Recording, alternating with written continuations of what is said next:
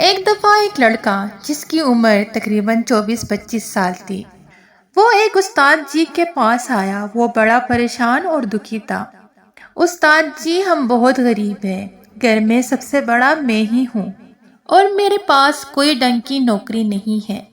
میں نے بڑی کوشش کی ہے لیکن مجھے کوئی کام نہیں ملا، اچھا کام نہیں ملتا۔ میں اپنے ماں باپ کو ایک آرام بھری خوشحال زندگی دینا چاہتا ہوں۔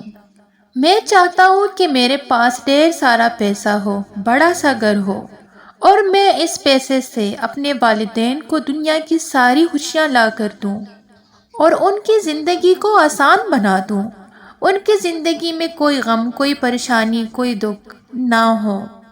مہربانی کر کے آپ مجھے کوئی ایسی چیز، کوئی ایسا فارمولہ، کوئی ایسا طریقہ بتا دیں جس سے میں راتوں رات امیر بن جاؤں۔ میں زیادہ انتظار نہیں کر سکتا۔ اس لڑکے کی جو خواہش تھی وہی خواہش ہم میں سے بھی اکثر لوگوں کی ہوتی ہے۔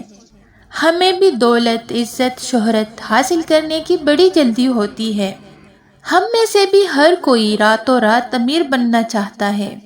تو استاد جی نے اس لڑکے کی بات غور سے سنی اور پھر اسے اپنے پیچھے آنے کا اشارہ کیا۔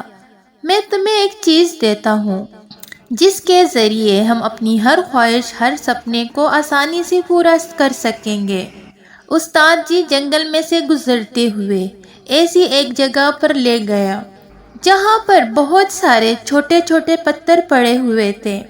پتھروں کا ایک ڈھیر لگا ہوا تھا۔ استاد جی نے کہا کہ ان پتھروں میں سے ایک ایسا پتھر ہے جس کو تم کسی بھی لوہے کی چیز پر لگاؤ گے تو وہ لوہے کی چیز سونے کی بن جائے گی۔ اگر تم وہ پتھر ڈھونڈ لو گے تو راتوں رات امیر بن جاؤ گے۔ میں تمہارے لیے بس یہی کر سکتا ہوں۔ لڑکا یہ سن کر بہت خوش ہو گیا۔ استاد جی، آپ کا بہت شکریہ، لیکن استاد جی، اتنے سارے پتھروں کے ڈھیر میں سے میں اس پتھر کو پہچانوں گا کیسے؟ اس پتھر کی کوئی نشانی تو بتا دیں۔ استاد جی نے کہا کہ جب اس پتھر کو تم پکڑو گے، جب تم اسے ہاتھ میں لو گے تو وہ دوسرے پتھروں کی نسبت کافی گرم ہوگا، یہی اس کی نشانی ہے۔ باقی سارے پتھر تو ٹھنڈے ہوں گے، لیکن جب اس پتھر کو تم ہاتھ میں لو گے تو وہ تمہیں گرم لگے گا۔ اب استاد جی تو یہ کہہ کر چلے گئے اور لڑکا اپنے کام پر لگ گیا۔ وہ پتھر کے اس ڈھیر میں سے ایک پتھر کو پکڑتا، چیک کرتا کہ وہ ٹھنڈا ہے یا گرم، اور پھر اسے ساتھ موجود ندی میں پھینک دیتا تاکہ وہی پتھر بار بار اس کے ہاتھ میں نہ آئے۔ اب وہ ایسا کرتا جا رہا تھا۔ 1 گھنٹہ گزر گیا، 2 گھنٹے گزر گئے، لیکن لڑکے کو وہ پتھر نہ ملا۔ لیکن لڑکا اپنے ارادے میں پکا تھا، کام میں لگا رہا۔ وہ بڑے احتیاط سے ایک پتھر اٹھاتا، محسوس کرتا کہ وہ ٹھنڈا ہے یا گرم، اور پھر اسے ندی میں پھینک دیتا۔ اب دوپہر ہو گئی تھی لیکن لڑکے کو وہ پتھر نہ ملا۔ لڑکے کے کام میں اب تھوڑی تیزی آ گئی تھی۔ وہ پتھر اٹھا رہا تھا اور پھینک رہا تھا۔ صبح سے شام ہو گئی لیکن لڑکے کو وہ پتھر نہ ملا۔ لڑکے کو استاد کی بات پر یقین تھا کہ تم کوشش کرتے رہو گے تو وہ پتھر تمہیں ضرور ملے گا۔ گرم پتھر اسی ڈھیر میں موجود ہے۔ اگلے دن وہ لڑکا پھر سے جنگل میں موجود تھا۔ وہ ایک ایک پتھر کو چیک کر کے پانی میں پھینکتا جا رہا تھا۔ وہ دن بھی گزر گیا، کئی دن گزر گئے، لیکن لڑکے کو وہ پتھر نہ ملا۔ وہ روز صبح آتا اور ایک ایک پتھر اٹھا کر ندی میں پھینکنا شروع کر دیتا۔ اب تو جیسے اس کی یہ عادت بن گئی تھی۔ وہ پتھر اٹھا رہا تھا، ندی میں پھینک رہا تھا۔ وہ اکتا چکا تھا، بیزار ہو چکا تھا، بے دلی سے پتھر اٹھا رہا تھا، پھینک رہا تھا، اور پھر ایک دن اس کے ہاتھ میں وہ پتھر آیا۔ اس نے محسوس کیا کہ وہ پتھر گرم ہے، لیکن وہ اتنا بے دل ہو چکا تھا۔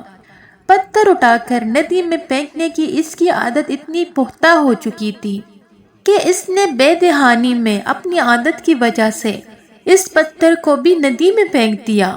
جیسے ہی پتھر اس کے ہاتھ سے نکلا وہ ایک دم چونک گیا۔